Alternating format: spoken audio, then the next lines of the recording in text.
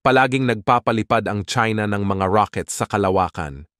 Ayon sa mga eksperto, ginagawa nila yon para ipakita na makapangyarihan sila at para ipakita na maunlad ang bansa nila.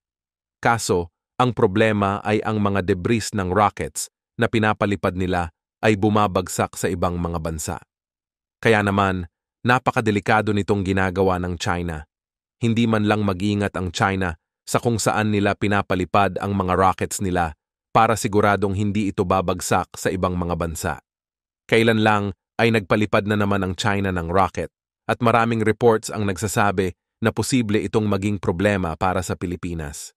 Ayon sa maraming ulat, malaki ang posibilidad na bumagsak ang debris ng rocket ng China sa katubigan malapit sa bayan ng Santa Ana sa Cagayan. Ito ay kasunod ng paglulunsad ng Long March 7A rocket ng China mula sa Hainan. Ang debris ay inaasahang babagsak sa mga lugar na 75 nautical miles ang layo mula sa Burgos, Ilocos Norte, at 126 nautical miles ang layo mula sa Santa Ana, Cagayan. Napakalapit lang nun sa lupa ng Pilipinas, kaya napakamapanganib talaga ng ginawa ng China.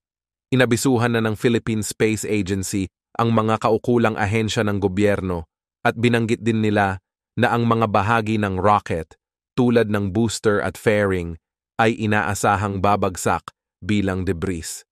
Pinahayag ng Philippine Space Agency ang mga detalye ng drop zone ng debris sa pamamagitan ng Notice to Airmen na nagbabala ng isang aerospace flight activity. Bagamat hindi inaasahang babagsak ang debris sa mga lupain o tinitirahang lugar, mapanganib pa rin ito sa mga barko, eroplano, bangkang pangisda, at iba pang sasakyang pandagat na daraan sa lugar. Bukod dito, maaaring lumutang ang ilang debris at mapadpad sa mga baybayin. May posibilidad din na muling pumasok sa atmosfera ang itaas na bahagi ng rocket ng walang kontrol na nagdadala ng karagdagang panganib. Inabisuhan ng Philippine Space Agency ang publiko na ipagbigay alam sa mga lokal na awtoridad kung makakakita ng pinaghihinalaang debris at iwasang hawakan ito dahil maaaring maglaman ito ng mga nakalalasong sangkap tulad ng rocket fuel. Ang payong ito ay lalong mahalaga para sa mga mangingisda sa Ilocos Norte at Cagayan na pinapayuhang maging maingat at iwasan ang anumang debris mula sa Long March 7A rocket. Nagbabala rin ang National Disaster Risk Reduction and Management Council sa mga sibilyan at hindi eksperto na huwag kuhanin ang anumang bumagsak na debris ng rocket dahil sa posibleng nakakalason na mga sangkap nito. Ang drop zone para sa debris ay nasa humigit kumulang 75 nautical miles mula sa tubig ng bayan ng Burgos at 126 nautical miles mula sa bayan ng Santa Ana. Inaasahang babagsak ang debris sa pagitan ng 7 p.m. at 11 p.m. sa Biyernes, Sabado at Linggo. Upang mabawasan ang panganib mula sa mga nakakalasong sangkap, pinapayuhan ng NDRRMC na iwasang lumapit sa debris. Ang mga taong naatasang kumuha ng debris ng rocket ay dapat magsuot ng personal protective equipment. Hinihikayat din ang mga lokal na opisyal at residente na magpatupad ng mga hakbang pangkaligtasan bilang pag-iingat at pinayuhan ang Philippine Coast Guard na maglabas ng mga abiso sa mga marinero tungkol sa drop zones sa mga itinakdang oras. Ang mga babala ng Philippine Space Agency ay karaniwang hakbang sa tuwing may ganitong paglulunsad ng rocket upang matiyak ang kaligtasan ng publiko. Noong Hunyo 2023, nakahanap ng debris mula sa isang Chinese space cargo ship ang mga mangingisda sa bayan ng Morong sa lalawigan ng Bataan. Ang kamakailang memorandum ng NDRRMC ay nagha-highlight sa inaasahang debris mula sa paglulunsad ng Long March 7A rocket na binibigyang diin ang kahalagahan ng mga hakbang pangkaligtasan. Ang patuloy na space program ng China ay naglalayong itaas ang imahe nito bilang isang pandaigdigang kapangyarihan sa kabila ng pahayag nito na laban sa paglalagay ng mga weapons sa kalawakan. Gusto ng Beijing na mas lumawak ang presensya ng China sa kalawakan. Ayon sa mga eksperto, Nakikita na ng Japan ang pangangailangan na ihanda ang sarili nila para sa posibleng digmaan dahil sa lumalalang mga aksyon ng agresyon mula sa Russia, North Korea at China. Ang pagtaas ng tensyon sa rehiyon ng Asya ay nagdudulot ng pangamba hindi lamang sa Japan kundi pati na rin sa iba pang mga bansa sa rehiyon. Patuloy kasi na nagpapakita ang Russia ng mga agresibong pagkilos sa pamamagitan ng pagpapalawak ng kanilang impluwensya at pagkakaroon ng malapit na relasyon sa North Korea. Bukod doon, palagi ring lumalapit ang mga barko ng Russia sa teritoryo ng Japan. Madalas nakikita ng Japan ang mga barko ng Russia malapit sa teritoryo nilang inaangkin ng Russia. Mukhang may balak talaga si Putin na lusubin ng Japan dahil laging umaaligid ang mga barko ng Russia malapit sa bansa. Sa isang kamakailang pulong naman sa pagitan ni Kim Jong-un at Vladimir Putin, pinag-usapan nila ang pagbibigay ng North Korea ng mga sandata sa Russia kapalit ng teknikal na tulong upang mapalakas ang kanilang programa sa armas. Kulang kasi ang Russia sa materyales para gumawa ng mga weapons kaya kailangan nila ang tulong ng North Korea. Ang North Korea naman ay merong materyales para gumawa ng mga sandata kaso hindi magaling ang mga engineer nila kaya sobrang low quality ng mga weapons na ginagawa ng North Korea. Mas magaling ang mga scientist at engineer ng Russia sa paggawa ng mga sandata kaya ang hinihiling ni Kim Jong-un ay ang turuan ng Russia ang mga engineer ng North Korea kung paano gumawa ng mga advanced at high-tech na weapons.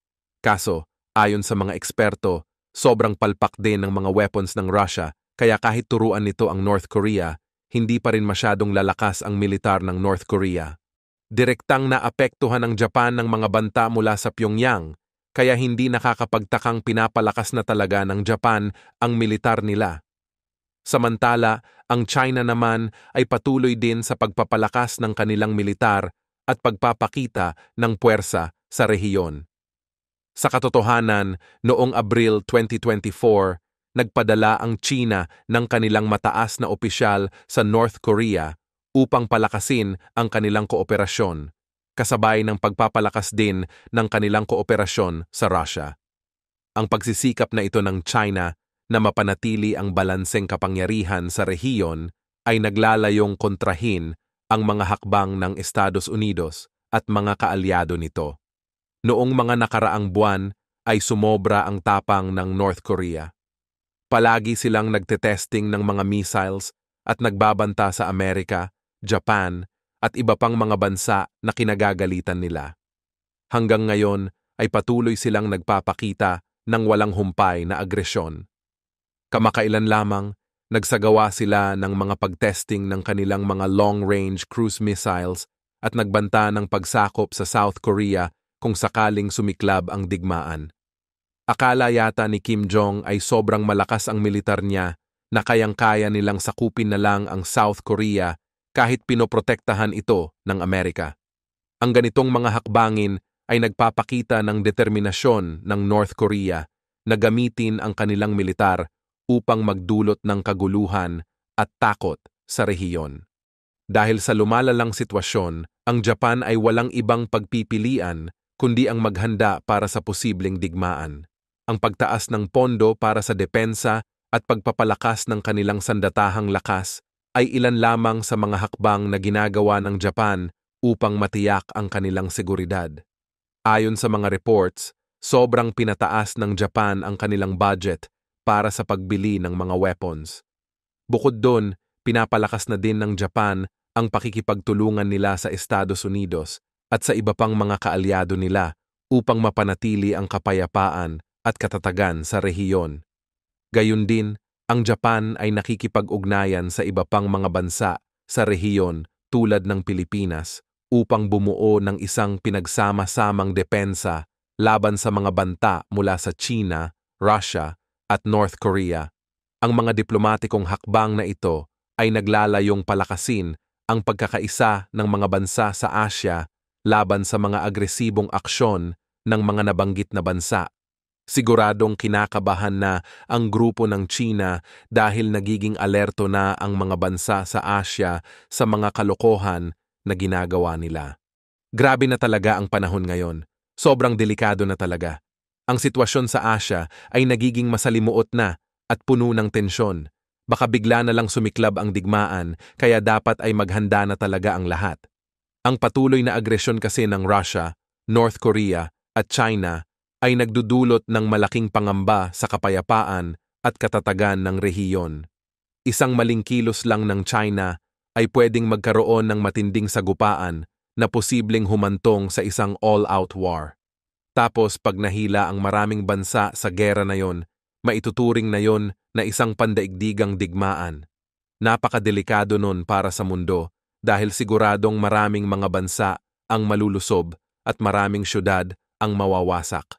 Ayon sa mga eksperto, gusto ng China na masakop ng Russia ang Ukraine dahil isa yung patunay na kahit sa panahon ngayon ay pwede pa ring makuha ng isang bansa ang teritoryo ng isa pang bansa basta matatalo nila ito sa digmaan. Kaya naman, hindi nakakapagtakang tinutulungan talaga ng China ang Russia sa gera nito. Nagpapadala ang China ng materyales sa Russia na kailangan nila para gumawa ng mga weapons. Sa katotohanan, maraming eksperto ang nagsasabi na kung hindi tinutulungan ng China ang Russia, hindi na ito makakapagsagawa ng mga opensiba sa Ukraine. Kaya naman, napakalaki talaga ng naitutulong ng China sa Russia. Kailan lang ay nag-warning ang Amerika at ang mga kakampi nito sa China na tigilan na ang pagsuporta sa Russia dahil kung hindi, papatawan daw nila ang China ng napakaraming sanctions. Delikado rin para sa China na mapatawan ng maraming sanctions dahil posibleng mas lalong humina ang bumabagsak nilang ekonomiya. Pag sobrang humina ang ekonomiya ng China, mahihirapan din silang palakasin ang kanilang militar.